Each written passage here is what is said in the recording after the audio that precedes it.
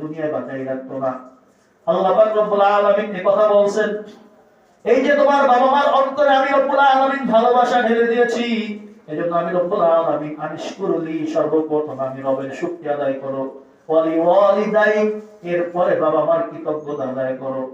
বাকি বাবা মার কৃতজ্ঞতা আদায় করতে গিয়া ওয়া ইন জাহাদাকা আলা আন তুশরিকা বি মা লাইসা লাকা বিহি ইলমুন ফালা তুতি'হুমা, বাবা মার অনুগ্রহ তোমার প্রতি অগণিত অনুগ্রহ, বাবা মার ভালোবাসায়, বাবা মার কষ্টে মেহনতে তুমি দুনিয়ায় বেঁচে আছো। বাকি ওই বাবা মা যদি ওয়াইন জাহাদাকা, তোমাকে বাধ্য করতে চায়, তোমার উপর চাপিয়ে দিতে চায়, আলা আন তুশরিকা বি, আমি রব্বুল আলামিনের সাথে কাউকে শরীক করবা, ফালা তুতি'হুমা, সেক্ষেত্রে বাবা মার কথা মানা যাবে না। রাসূল বলেছেন লা তাআতা লিমাখলুকিন, দুনিয়ার কোন সৃষ্টিজীবের কথা শোনা যাবে না যেখানে রবের বিরুদ্ধাচরণ হয়।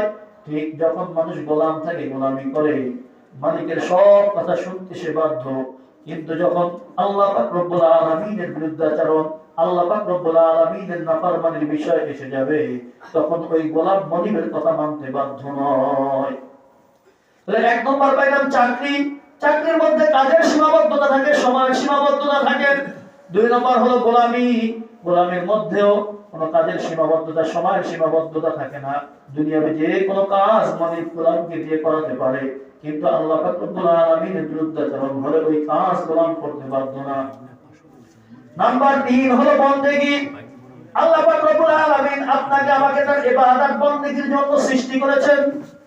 এই বন্দেগীর মধ্যে কোনো সীমাবদ্ধতা নাই, সময়ের কোনো সীমাবদ্ধতা নাই, কাজের কোনো সীমাবদ্ধতা নাই। বন্দেগী কাকে বলে? বন্দেগী বলা হয় নিজের যে জান এবং নিজের যে সময়টা আছে, এই সময়টাকে আল্লাহ পাক রব্বুল আলামিনের সন্তুষ্টি অনুযায়ী চালানো, এটার নাম হলো বন্দেগী। আমি নামাজ পড়ি, এটা আল্লাহর সন্তুষ্টি অনুযায়ী করতে হবে। আল্লাহ পাক রব্বুল আলামিন আপনাকে আমাকে এই নির্দেশ দেন নাই 24টা ঘন্টা মসজিদে বসে নামাজ পড়তে থাকো, 24টা ঘন্টা মসজিদে বসে জিকির করতে হবে, 24 ঘন্টা মসজিদে বসে ইবাদত করতে হবে। এই বিধান আল্লাহ পাক রব্বুল আলামিন আরোপ করেন নাই। কারণ আপনার আমার রাসূলের বরকতে দুনিয়ার সমস্ত জায়গাটা আল্লাহ পাক রব্বুল আলামিন মসজিদ বানিয়ে দিয়েছেন। বলেন সুবহানাল্লাহ। শুধু ওজুদ রাহমাতাল লিল আলামিন, শুধু ওজুদ রাহমাতাল লিল আলামিন, মসজিদে শুদ হামারু এ জমি। বলেন সুবহানাল্লাহ। শায়ের বলতেছেন আল্লাহ রাসূল সাল্লাল্লাহু আলাইহি ওয়াসাল্লামের বরকতে উম্মতে মুহাম্মাদি আখিরের উম্মতের জন্য আল্লাহ পাক রব্বুল আলামিন জমির সমস্ত জায়গাটা ইবাদতখানা বানিয়ে দিয়েছেন। পূর্বের নবী যারা ছিল তাদের উম্মতদের জন্য ইবাদত করতে হইলে নির্দিষ্ট জায়গায় এসে ইবাদত করতে হইতো, তাদের যে ইবাদতখানা ছিল সেখানে এসে ইবাদত করতে হতো। কিন্তু আপনার আমার জন্য রাসূলের বরকতে সুযোগ হয়ে গেছে, বান্দা তুমি যেখানে আছো সেখানে নামাজে দাঁড়িয়ে যাও, আল্লাহ তোমার নামাজ কবুল করবে। সুবহানাল্লাহ। তাহলে এই বন্দেগী করার জন্য, বন্দেগী কাকে বলে? বন্দেগীর মানে এই নয় 24টা ঘন্টা আমি মসজিদে নিজেকে আবদ্ধ রাখবো, 24 ঘন্টা মসজিদে বসে ইবাদত করবে, এর নাম বন্দেগী নয়। বন্দেগীর মূল অর্থ হলো আমার 24টা ঘন্টা যেন আল্লাহ পাক রব্বুল আলামিন যেভাবে চালাইতে বলেছেন সেই অনুযায়ী পরিচালিত হয়। আমি ব্যবসার কাজে লিপ্ত থাকবো, আমার ব্যবসাটা যেন আল্লাহ পাক রব্বুল আলামিনের বিধান অনুযায়ী হয়। আমি চাকরি করব, আমার চাকরিটা যেন আল্লাহর রাসূল সাল্লাল্লাহু আলাইহি ওয়াসাল্লামের তরিকা অনুযায়ী হয়। আমি কৃষি কাজ করব, সব কিছু যেন আল্লাহ পাক রব্বুল আলামিনের সন্তুষ্টি অনুযায়ী হয়, তাহলে এর নাম হলো বন্দেগী। এবার একটু চিন্তা করি, আমার যে বিগত 24টা ঘন্টা একটু চিন্তা করে দেখি, এই 24টা ঘন্টায় আমি আল্লাহ পাক রব্বুল আলামিনের মর্জি অনুযায়ী কতটুকু কাজ করেছি, আর নিজের মনের নফসের চাহিদা অনুযায়ী কতটুকু সময় নষ্ট করেছি, একটু চিন্তা করে দেখি। এটা ভাবার বিষয়, বোঝার বিষয়।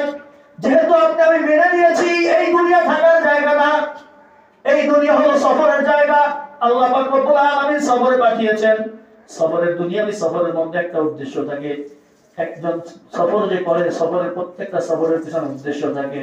যেহেতু আল্লাহ পাক রব্বুল আলামিন আপনাকে আমাকে এই দুনিয়া নামক সফরে পাঠিয়েছেন, এখানে আপনাকে আখিরাতের সামান গোছাই নিতে হবে। আল্লাহ পাক রব্বুল আলামিন এই কথাই বলতেছেন, আলহাকুমুত তাকাসুর, মানুষ এই দুনিয়ার প্রাচুর্য, দুনিয়ার ধন সম্পদ অর্জনের প্রতিযোগিতায় লিপ্ত হয়ে এই প্রতিযোগিতা মানুষকে আল্লাহ পাক রব্বুল আলামিনের বিধান থেকে বিমুখ করে রেখেছে। মানুষ যখন এই প্রতিযোগিতায় লিপ্ত হয়ে গেছে, তার অন্তরটা এমন ভাবে নষ্ট হয়ে গেছে, তার অন্তর হয়ে গেছে নফসে আম্মারা। নফস তিন প্রকার, কয় প্রকার বলেন? এক নম্বর হলো নফসে আম্মারা, নাম্বার 2 নফসে লাওয়ামা, নাম্বার 3 নফসে মুতমাইন্না।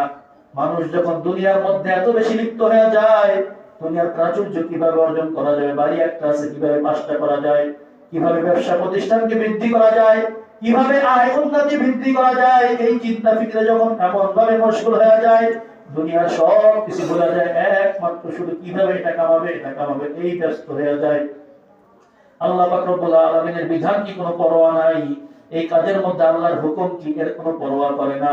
পরোয়া যখন না করে, করতে করতে ওই সমস্ত দুনিয়াটাকে আল্লাহ পাক রব্বুল আলামিনের আখিরাত থেকে গাফেল করে রাখে। আল্লাহ এই কথাই বলতেছেন, আল্লাহকুমুত তাকাসুর, তোমাদেরকে দুনিয়ার প্রাচুর্যের প্রতিযোগিতা, সন্তান সন্ততি ক্ষমতা, কিভাবে কি অর্জন করা যায়, কিভাবে কার ক্ষতি করা যায়, কিভাবে নিজের বরত্ব প্রকাশ করা যায়, এই বরত্ব প্রকাশের প্রতিযোগিতা তোমাদেরকে আল্লাহ পাক রব্বুল আলামিনের থেকে বিরত করে রেখেছে। এই বিরত কত সময় পর্যন্ত? হাত্তা যুরতুমুল মাকাবির, এই পর্যন্ত